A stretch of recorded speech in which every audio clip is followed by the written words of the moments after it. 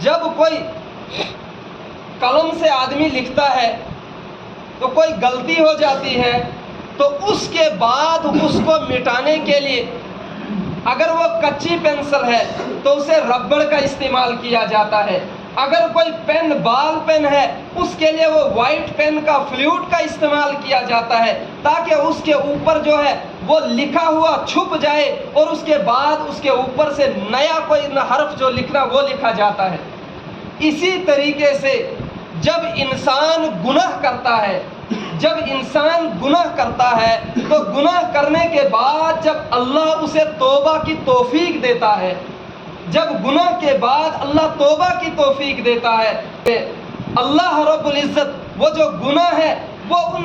نیکیوں سے اللہ رب العزت گناہوں کو بدل دیتا ہے اور نیکیاں اس کی جگہ لکھ دی جاتی۔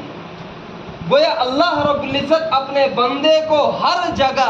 بچانے کی کوشش کرتے ہیں کہ میرا بندہ جہنم میں جانے والا نہ بنے، میرا بندہ جنت میں جانے والا بنے۔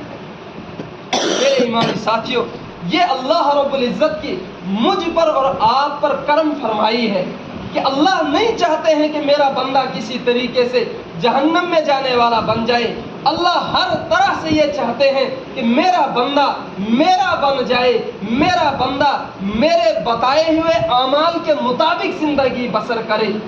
تو اللہ تبارک و تعالیٰ یہ تمام چیزیں اپنے بندے کی ہمدردی کے لیے، اپنے بندے سے محبت کے لیے کرتے ہیں۔